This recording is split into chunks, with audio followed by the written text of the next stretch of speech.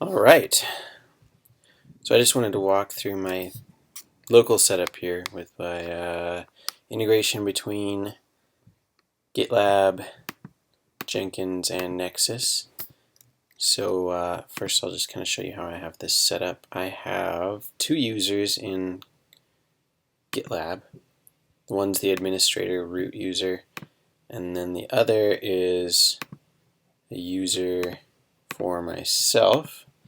So I'm logged in as each user in two different browsers, and we're going to be doing things as both those users to kind of demonstrate multi-user workflow and kind of how that would work.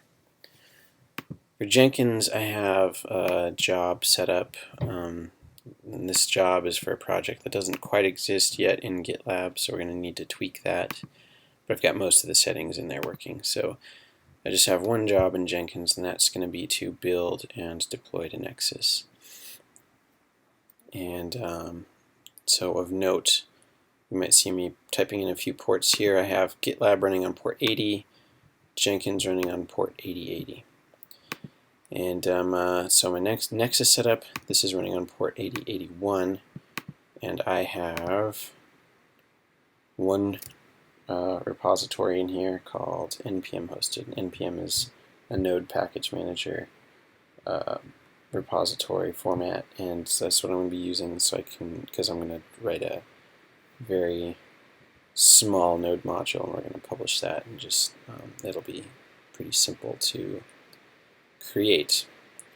So, and in here there's no components, nothing published yet. So, okay, let's just go ahead and set this up. So in this window, I'm logged in as root, so I'm going to go ahead and create a new project. So go to plus, new project, and I'm going to call this math, because we're going to provide some basic math functionality. And since the focus of this screencast is to show integration between these three systems, I'm not going to focus on how you would implement like private repositories and such. I'm just going to make these all public for ease of showing everything else. So notice I'm creating this project math under the user root. So I'm going to go ahead and click create project. Now that we have a blank project, this is the URL. We might have to change that to localhost, but we're going to go ahead and update our Jenkins job so, to point to that repository before we actually start writing code. And so this is pointing to that repo. I'd already had that set up, and we want we can go over these settings maybe in another video. This is just stuff that works. If you are interested in seeing this configuration, you can pause the video. But another URL we're interested in is this hook that starts the job, and that's this URL. We can tell GitLab, that whenever code is pushed to the repo in GitLab, it should reach out to Jenkins and then start this job. So I'm going to go ahead and I already copied that. So I'm going to go ahead and click Save. Go over to GitLab and go into Settings, Integrations, because we're going to wire GitLab over to Jenkins now. And we're going to add a webhook. Change that to Jenkins. So this is just going to tell GitLab whenever there's a push, I want you to reach out and hit this URL. So that'll just tell Jenkins, okay, there's new code. Maybe you should run a build. So I'll go ahead and click Add Webhook, and we can test that. So we can click Test, and it's saying, well, you can't test this on an empty repository. So we've got to go ahead and add code now. So I need to clone this repo, stub in some code, and then push it back up. So what we're going to do is I have a folder called code, and do a git clone off that URL. But I need to change this now that I'm outside of my Docker containers to localhost. So I'm also going to clone this to a folder called root math, because I'm going to also check out this code as my user later to show how pull requests work. So for now, we're editing root's copy of this code. So I'm going to go ahead and run the clone. I've cloned an empty repository, and let's go ahead and edit this. Let's add some files and stuff to this code base. So it's empty, as you can see. Let's go ahead and create. What I'm going to be doing here is, as a sample code base, I'm going to create a very basic Node.js module that has some math helpers in it for like adding two numbers, multiplying two numbers, maybe do some math power stuff. So, and that'll just be a nice little. It'll be a little, only a small amount of code, so it'll be easy to manage. And we can just show off the other features of GitLab, Jenkins, and Nexus without being distracted by code. So I'm going to go ahead and create a stub in this module. And this is not too important. I'm just going to change the package name. This will dictate what's actually published up to Nexus. And I'm just going to go ahead and change the version to 001. And for now, we're going to leave everything else in this file the same. Again, this is kind of less important stuff. I'm going to go ahead and stub in my module. My module will just be one function for now that I'll export.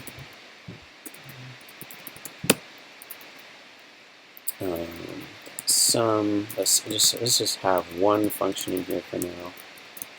All this does is sum two numbers. So just to show you an example of how this would work, if I run node, I'm going to say my module equals require index. That's the file that I just created. I can use this module now. I can say my module sum 1, 2, and that'll just do the math for me. So that's just kind of what this is doing, just so you kind of know what's going on there. Alright, so we have our module. I want to go ahead and set up some unit testing for this. The nice thing about this is going to be easy unit test. For that, I'm going to install some libraries, and this is not important necessarily to understand what's going on here. If you know Node, these are two, or this is a kind of widely used unit testing framework, and it'll be lightweight for our uses here. So I'm going to go ahead and create a file called test.js, require that in.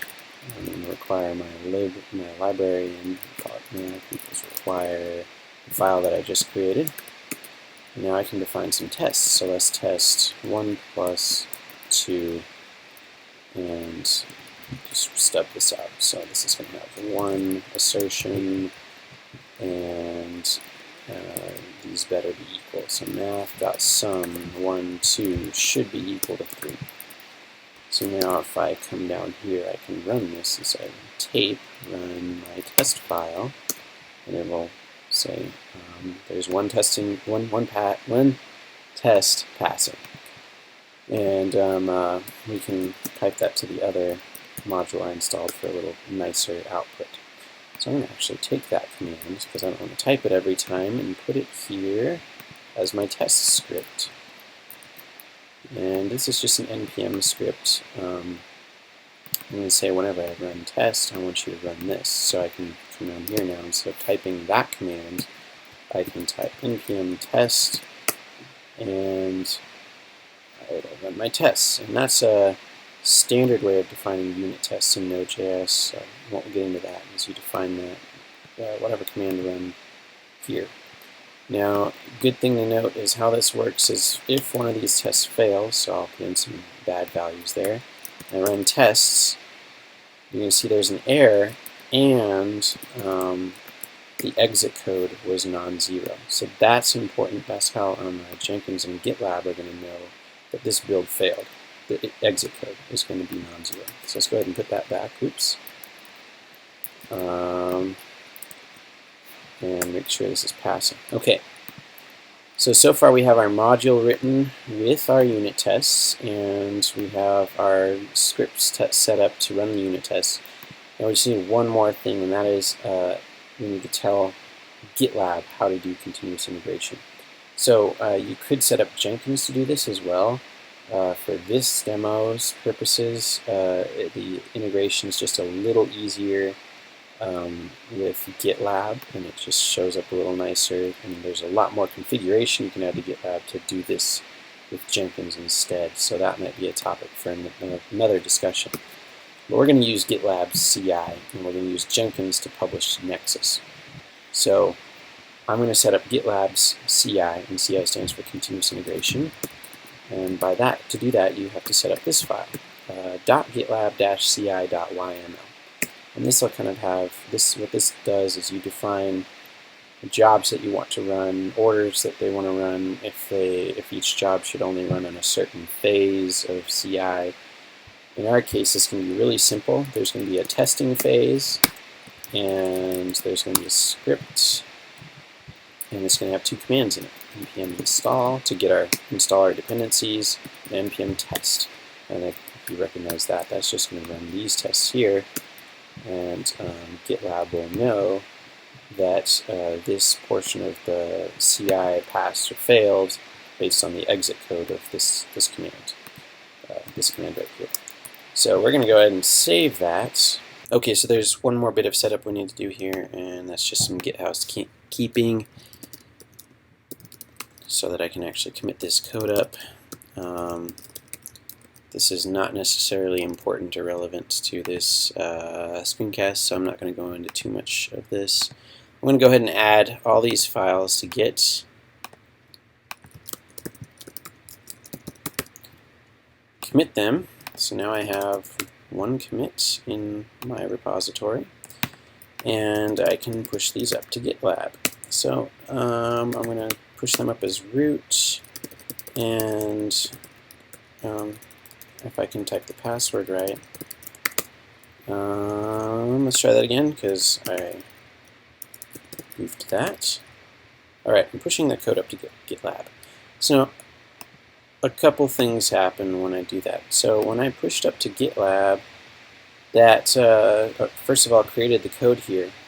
GitLab sees that there's this GitLab ci.yml file, and so it knows that it needs to run a CI job. So that's what's running here. There's a CI job running for that commit, which is the initial commit that I just pushed up. We can see that by the time I clicked it, it's already passed. So we can go ahead and click into here. There's that job I created, test. I can click that, and it should show me all the commands it ran during that CI phase. So it ran npm install, which was that script I set up just a minute ago. And then it ran npm test. And of course the test passed, and the job succeeded. So we've got GitLab all set up, and it probably did it reach out to Jenkins yet? It should have. So there's a job in Jenkins. So I pushed to the master branch, so it automatically reached out to Jenkins. And Jenkins, it has an error, so I might have to debug that in a little while. But let's go ahead and follow through with the other bits of this workflow. So root has this repository called math. Let's say that I, as another user, want to contribute to this repository. So I'm going to go ahead and find that repo over here. I'm going to go ahead and click projects, browse projects, because it's a public project. I can find it in this view here. Let me go ahead and make this window big. So here's, I'm logged in as me, and I'm viewing root's math project because it's a public project. So I want to contribute to it. I'm not going to be able to push to this repository directly, so I need to follow. I need to fork this repo so that I can make commits to my own copy of it, and then see if root will approve pulling my changes back into his repository. So I'm going to go ahead and click fork. I'm going to fork it under my account. This takes some bit of time. Is just creating another copy of this repository. And okay, great, that exists. So I can copy that URL, and I can go back to my terminal, and I can clone that now. So there's that URL, Let me change that to localhost for reasons. And I'm going to clone this into a folder called jrop.math. So that's my ename. And so this is my own copy of math. So I'll go ahead and clone that, and now you can see that I have two copies of math, one as the user root and one as jrop.math. So I'm going to go ahead and open up my copy. And I'm going to go and close this one so I don't have too many windows open. Try to keep this a little sane here. So you can see I have the copy of the repo now, and I'm under jrop.math. This is my copy. I have these files, and let's say I want to make a contribution. I want to add a multiply function to this. So I'm going to add mults and just change that to times. So I'm proud of my contribution. So I'm going to go ahead and commit that. Add multiplication. And I'm going to go ahead and commit that. And you can see now that this is what my repository looks like. Alright, so now that I have added that, I can go ahead and push it up to my branch, or to my repository. So I'm going to go ahead and do that. And now if we go back to GitLab, actually I'm logged in as me in this repository, we should see that if I refresh this, there's a new commit up here. And if I go ahead and click index, I should see my change in there. Yep, there's that line that I just added. So it's running tests for this branch. So we can go watch that if we want, watch it happen live. It's on the npm install step right now. So this is great because every time I push up a new commit to the repository, it's going to go ahead and run the CI jobs for that. So this is going to come in handy in a minute. So what I'm going to do now is say, okay, I like my repository where it's at. I want root to merge in the changes that I add. I want him to pull this change into like the master copy, his repository over there. So I'm going to go create a new merge request. And a merge request is just that. It asks, in this case, root, can you merge my changes from master into your changes, into your repository? So notice it's how this CI integrates all over in GitLab. It's going to say this passed, this passed. I'm going to continue on with this step.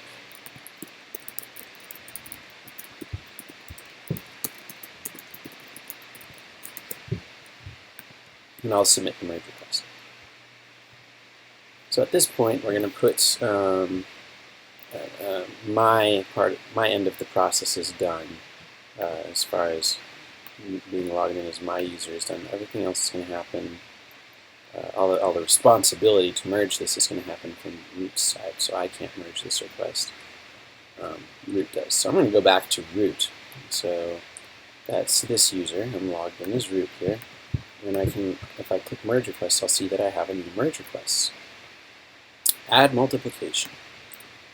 So if I click into that, I can see exactly what changes are being proposed. I want to add a multiplication step, and I can say, now this is where this gets really cool. Is there's discussion on this merge request. I can add comments here. And what's really nice about this is I can comment on specific lines in the change request. So I can come in here and say, this looks great. Can you please add tests for this? So I'll comment on that. And that was like I said, what's really cool about this is I can add comments to specific lines or just general comments on this merge request. And so we can have discussion on this, and it just integrates very nicely. So back over here as me, so I'm logged in as me. If I refresh this, I should see that comment. And Oh, this looks great. Can you please add tests for this? Oops, on it. So I need to go back to my code here and add a test for multiple. So I'm going to go to the test file, and I'm going to just duplicate these lines and add a test for multiplication. So let's add 2 times 3. 2 times 3 should be 6. And I'm going to purposefully let these tests fail. Notice I haven't changed that to multiply. But let's just say I was being clumsy about this. And I'm going to go ahead and commit this. I need to add tests, commit, push.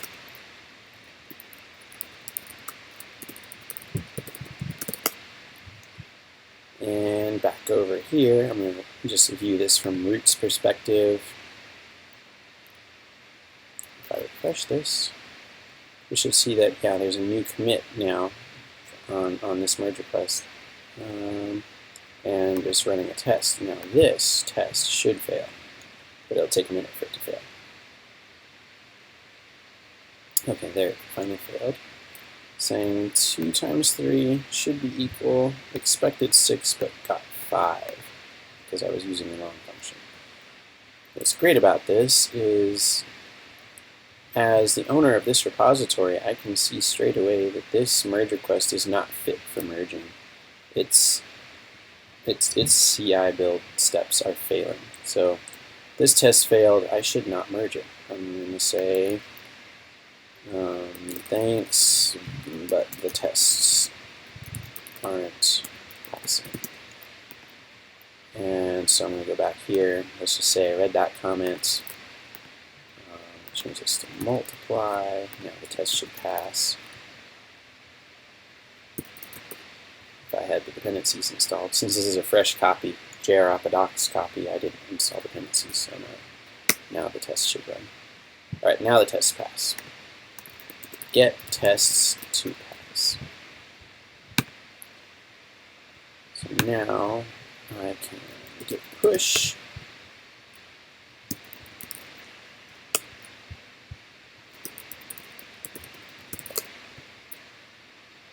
And that's good. So now I should have a new commit. Notice the new commits show up now here. And I can compare with the previous commit as well. So there's just lots of Git integration here. I mean, GitLab is a tool set dedicated to Git. So here's roots comment, and then now there's my other commit to get the test to pass. It's running the CI job, and look, it just finished. I didn't even have to refresh that time. I'm not sure why sometimes you have to refresh and other times it just shows up. But yeah, there we go. The tests are passing for 73A, which is that last commit. So I can go ahead and merge this. Before that, I do that, I'm going to pause the video and debug why Jenkins is failing, and then show how the merge will work with Nexus. Alright, so I figured out why my Jenkins build wasn't working. I had messed up some of the file system when I had copied some files. Now that's restored. So now we can proceed with merging this PR, this pull request. So before we do that, I'm just going to just do a quick overview of how this is going to look, because some of this is going to happen in real time. When I click merge, the integration hook that we set up earlier over in settings, here in the integrations, we have this webhook. So when I click merge over in the other screen, it's going to hit Jenkins here and tell Jenkins to trigger this job, this Jenkins job called build math. And so what that's going to do is kick this job off, and this job runs a few commands. If I can pull this up, it is going to pull the latest code, install dependencies, run the unit tests, and then publish an artifact to Nexus. So let's go over, and there's a lot of other settings here to make that connection with GitLab work, but that's essentially all it's going to do. And let's look at Nexus real quick. I have that registry, the npm registry that I talked about very, very briefly earlier, is this one called npm hosted, and right now there is nothing published in that registry. So later, after this job runs, we can come back here and see that it published and the version of code that it's going to build against. So we'll get back to that after this runs. So let's go back to the merge request and click merge. So I'm going to click merge. You know what, let me do this. I'm going to pull these out to different screens so we can see this happening in real time. So I'm going to click merge, and then we're going to notice how Jenkins is going to automatically kick off its build job over here. So let's do that. I click merge. GitLab is doing its thing. The changes were merged into master. So now we'll watch Jenkins, and look, there we go. Build number 9 has kicked off. It's pending to be run. So we'll just wait for that. Okay, now it's running. So I can go ahead and click into that so we can watch it run. I mean, it's not going to take long. Right now it installed dependencies.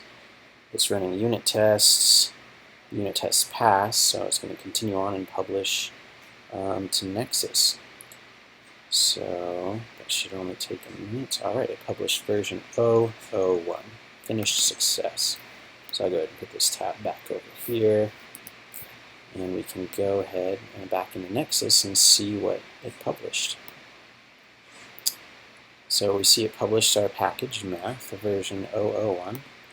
And there it is. It's published as a targz, and that's just how npm stores things. So that's, yeah, I guess that's pretty much it. Maybe I'll post a follow-up video of all of the settings in order to make all of that work, and how all the different applications were set up. I did gloss over some things, like you may have noticed me changing some host names to localhost every now and then. And that's just because I have an interesting Docker setup, and maybe I'll overview that as well as the Jenkins job setup, because that's also a little more interesting, and maybe also the plugins I have installed for Jenkins. So yeah, maybe if there's interest for that, we can continue that on later. Alright, I guess that's it for now. So, yep, later.